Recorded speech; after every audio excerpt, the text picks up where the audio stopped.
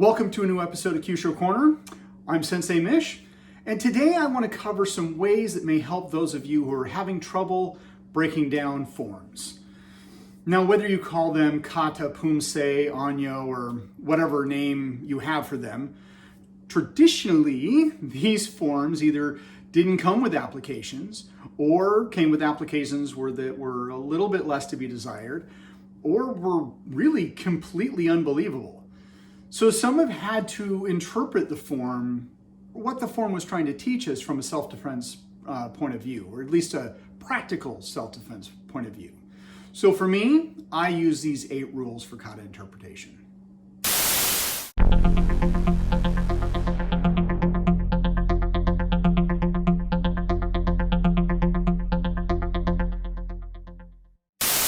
Now, for those of you who don't know, a large majority of my martial arts background is in Ryuku Kempo. It's an Okinawan style of karate, and at its core, it is very kata-based. And that's where we get most of our self-defense applications. Now, these 8 rules I'm going to cover can help anyone break down any form from any style, potentially giving a move or two multiple applications, helping you truly make that kata or poomse or anyo your own.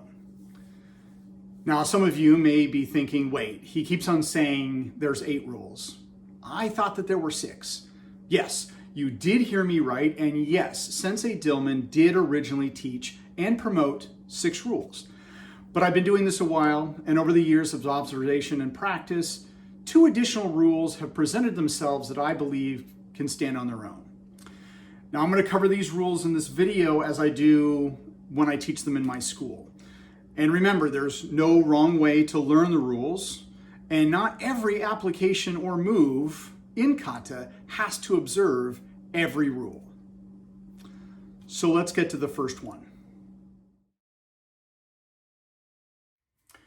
All right, rule number 1, it's not necessarily number 1, it's just the first rule we're going to teach, is the no blocks rule, okay? So every movement in kata is a strike, grab, or some type of pressure point activation, okay? So, and there really are no blocks in kata. They're all strikes, okay? So, I learned this as this is a down strike, this is an in strike, this is an out strike, this is a high strike. Actually, did I say strike? Oh, that's right. I did say strike because I actually learned them as a block and I've trained my brain to say strike. So if we reverse it, yes, I learned this as a down block. I learned this as a high block, in block, out block. I call them strikes because that's what they are. They are strikes, okay? So and we could go into all the different theories of, why it was actually called a block or a strike. But if you look at the word, block, or, the term block, say a down block, it's always got the term uke in it. And uke, it roughly translates to receiver. When we talk about ukitori, uki is the person who suffers for the sake of learning. I got that one from Gary Boaz. But they're the one that receives the technique. So why would I be doing an uke when I'm actually striking? I'm not receiving the technique. I'm giving the technique as the strike. So now, to give an example of what that might be, I'm going to use Ashton, my son, okay? So, traditionally, I use that term very loosely, say he comes and he gives that a front kick, okay? And I down block, okay? So it's not a block. I'm going to break something. This is the weakest bone in the arm. 20 pounds of pressure it takes to break the radial bone, okay? Or not the radial, the ulna. Ulna, radial, ulna. Okay, had to correct myself. But if we do this, say let's just take it off of a grab. He grabs, okay? Well, I come over and now I'm doing this. Does that not look like a down strike, okay? Or a down block? So when I'm looking at the no blocks rule, that is an activation for a pressure point, okay? So our no blocks rule, there are no blocks in kata. And if I can find, and I probably won't put it up here because I don't want to get in a yelling match with him, but if you just search for Sensei Dillman, no blocks in kata, he says it all the time. He used to beat it into our brains at every seminar I went to. So there you go. On to our next rule. Our pressure point rule. Since there are no blocks in kata, there's only one other solution. And it doesn't matter what your technique includes. It's either grabbing pressure points, it's punching or kicking at pressure points, it's rubbing or brushing using pressure points, or it's stepping onto pressure points, or maybe your step is actually your step forward is actually you using your knee to strike a pressure point. So remember, every motion in kata is to a pressure point. Even we'll bring Ashton back out here, okay? So the last couple of episodes that we did with modular, he feeds that one. What's the first thing I did? I just came here. What's here? Pressure points are there. So just my parry can be a strike to a pressure point. Then I grab to a pressure point. Then I step and strike to a pressure point. And if I was really being nifty, we'll step out here so people can see our feet. We do that same one, pressure point, pressure point, pressure point, pressure point. Okay? And then I come here, wrap around, pressure point. All right. You get my point? Pun intended. Pressure point rule. Okay? There are no blocks like the other rule. Everything is to a pressure point. The two hands rule. Two hands. So when I'm doing my kata, we'll take Taikyoko as an example. Okay? Got my down strike. My other hand comes here, and I step forward and I punch. So if I'm doing here to here, well, why am I chambering? What's going on here? So the two hands rule is both hands are always doing something. They're always grabbing or punching to a pressure point. I'm never chambering. Okay, I'm never chambering for a punch. I'm never getting ready to make that punch nice and strong. That's a bunch of BS, okay? I'm grabbing, I'm doing something. So to use Ashton, okay? So if, let's do armbar, for example, okay? So say he does that, just a simple grab, okay? I'm gonna come around. What do? I grab. As I step in, I'm pulling this to here, all right? So one hand, two hands. Both my hands are doing something, okay? And even if it was from a punch, and I come here, I grab. There we go. Does not that look? Here's one hand. I'm not chambering. I'm using that as a grab, okay? And then if I want to follow through, I can capture and then strike.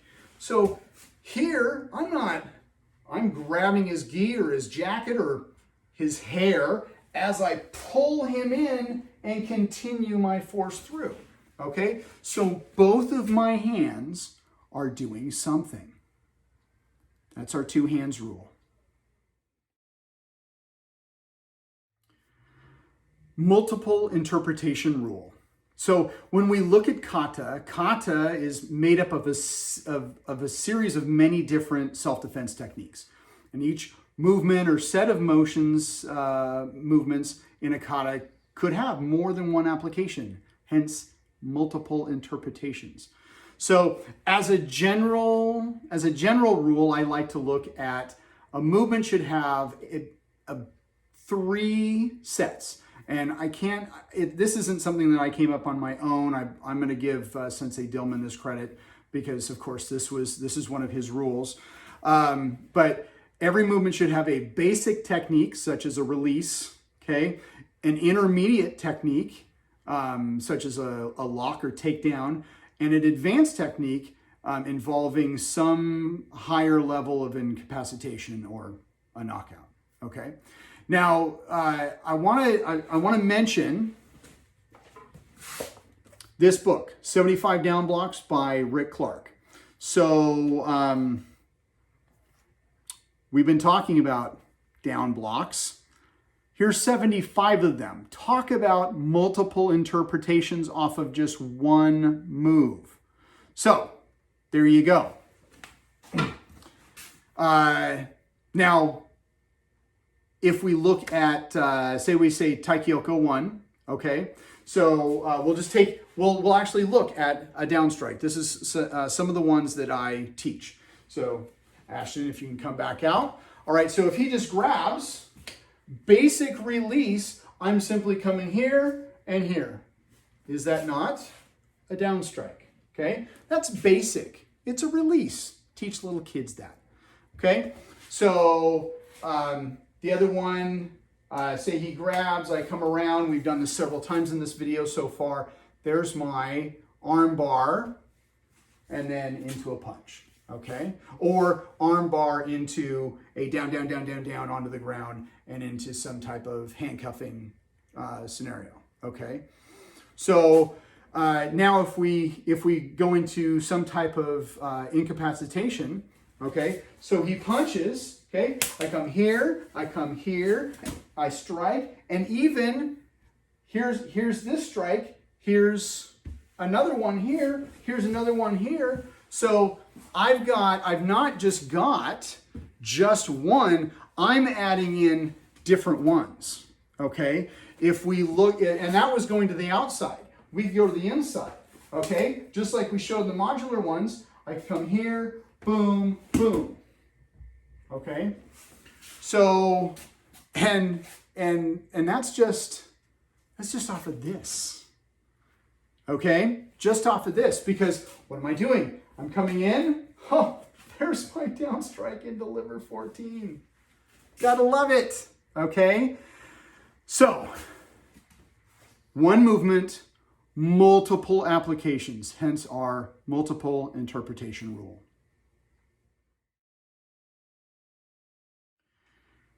Next is our visualization rule. So when we look at kata, kata is a solo exercise in which one practices a series of self-defense techniques put into a pattern of movement. Kind of like that definition? I do.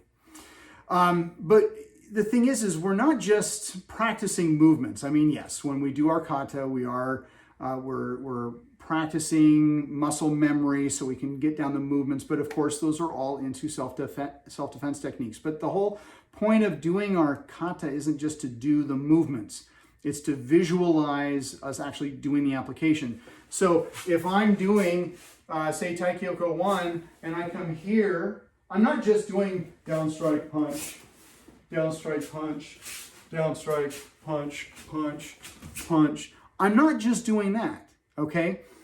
I'm thinking, what am I doing? Okay? So if I want to even put in the different minute moves, if Ashton comes over here, okay? So say I'm standing and he grabs with his other hand, okay? Then my down strike, I might be here. There you go. I'm envisioning him grabbing, I'm coming around, I'm trapping, and I'm punching, okay? This could be a completely different move. me coming here, I could be starting here and he could be grabbing, okay? And I could be coming here and I could be coming this way, okay? So as he comes in, even though this is a different mode, I mean, it could be this way, but since I'm turning that way, coming this way, grabbing, and I'm down, and I step and I follow through. So I'm visualizing me doing the movement, okay? And yes, there's different theories of how to, do we teach just the kata movement, or do we teach a technique and then show the movement in kata, or do we say, okay, well, here's one movement, this is what you're doing. There's a whole multitude of different concepts. Me, personally, I like teaching the kata. Here are the moves of the kata, learn the kata, and then we will start thinking about technique. So you learn a kata, and I go, okay, well, here's a movement, and this is where it fits into the kata. And then next time you do the kata, you picture yourself, grabbing that person's hair, stepping through, okay? Sensei Klein, on one of his DVDs, and I wish I could remember which one it was, he does a great, and I wish I had thought of this because it's just ingenious. When he's doing the move, of course, if you've seen any of his videos, he does the move, and then he does the move with Gianluca or whoever's filming with him. He actually does the move, and then it shows him doing the move and him doing the technique superimposed over him doing the move. So it really gives that idea of visualizing the attacker and the move that you're doing on them, okay? So that's our visualization rule. Direction of movement is the next rule, direction of movement rule. And of course, there's many kata out there. So depending on what kata you're doing, moves could angle you at 45 degrees, turn you 180, 90, 270 degrees. And so as we look at the direction of movement, this is the angle of movement could mean two things. It's either you are turning in relation to your opponent, or you are turning your opponent in that degree. So say we look at the 45 degrees, okay? So Naihanchi, okay? Naihanchi has a move where I go 45 and I go 45. So this could mean I am either moving 45 on my opponent, or I am moving my opponent 45 degrees. So we'll bring Ashton out here.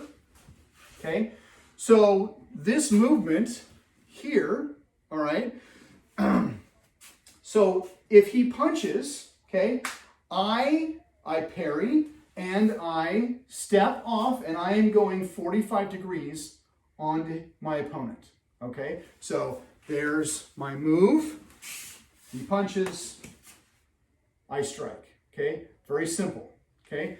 Now, if I want to move him 45 degrees, it could be the same way, but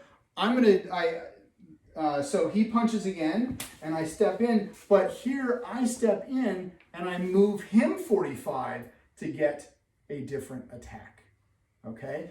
So depending on your move, depends on if you're moving your opponent or if you're moving on your opponent, all right?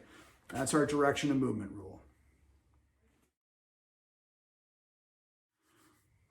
The next rule is our stance rule. Now this is the first six I covered were all Sensei Dillman. Now we're getting into the first one that I've added. I call this the stance rule, okay? Now this can be kind of an extension of the direction of movement rule, but I felt that it is different enough that it can be and stand on its own, okay? So when we look at the stance that we're doing in kata, it doesn't always mean that that's the stance that we are doing to do the technique, okay? So it could be that that is the stance that your opponent is going to end up in, all right? So just like the other rule, it's like I could be doing the stance, or it could be my opponent that is going into the stance. I'm going to use an application out of Naihanchi, okay, for this one as well. I'll bring out Ashton as an example, okay. So so you can see my feet. Now the kata does this, and then it steps out and does that. Okay, so but when I do this move, I don't. And what we're going to be doing is he pushes and I trap. When I first learned this move, or when I first was taught this application, I trapped the hands, and then I stepped out, and he moved and I struck. Okay, but sometimes this is a lot of movement. That's a lot of stepping for me. I got my hands on, and I actually did a video on Oyata's Naihanchi stuff. So I did a video interpretation of the book. I couldn't actually put the image of the book because that's copywritten, but I at least did what I interpreted those moves to be. And instead of stepping, he just steps out. Okay, so if you look at Ashton's feet, okay, so I do this, but instead of crossing my legs, I'm simply just going to do that. Now, Ashton went to cross his legs, okay?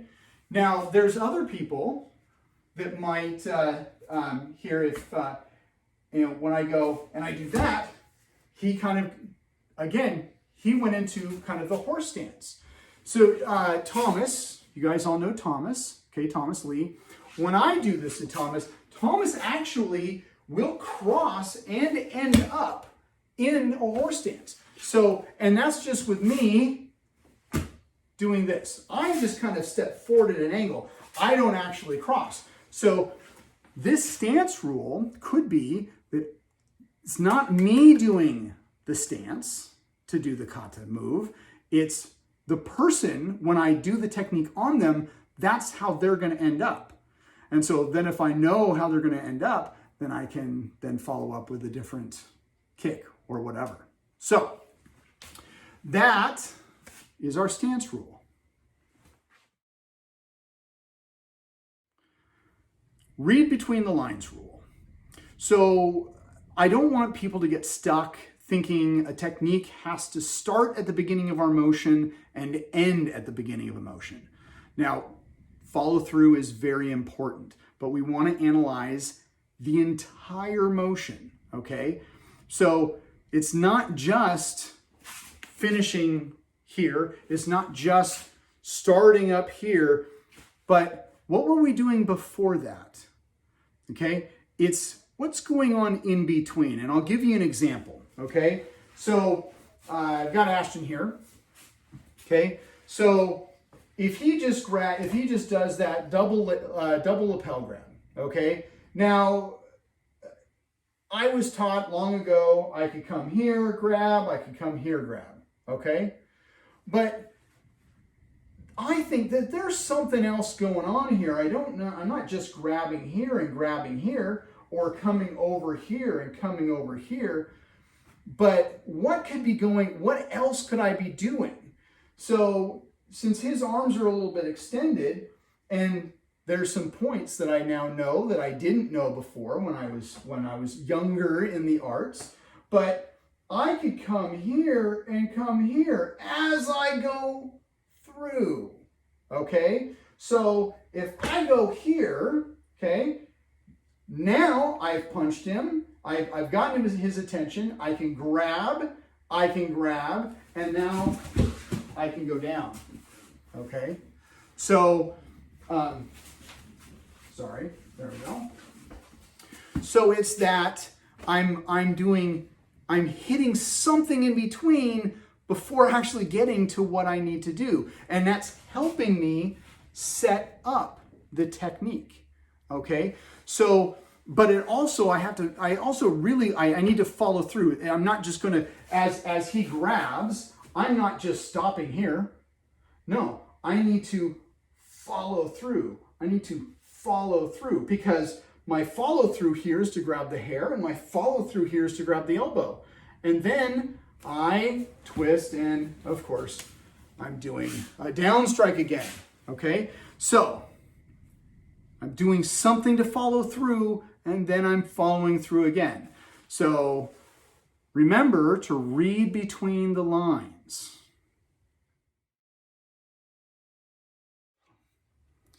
So we've gone over all 8 rules. We have our no blocks rule, our pressure point rule, our 2 hands rule, our multiple interpretation rule, our visualization rule, our direction of movement rule, our stance rule, and finally our read between the lines rule. 8 rules, or really principles, of kata interpretation. Okay, so please take these back to your dojo and use that to help you analyze kata if you weren't already using some of these rules to begin with. So there you go. Play, have fun, be good to your uke, and I'll see you on the next video. If you like this video, please give it a thumbs up. Also, if you have any comments, questions, or concerns, please leave those in the comment section below. I like to get feedback from those who enjoy my content and even those who don't. And if you are new to this channel and have not yet subscribed to me on YouTube, Facebook, or Instagram, I would appreciate the follow. It also helps let you see new content when it's posted.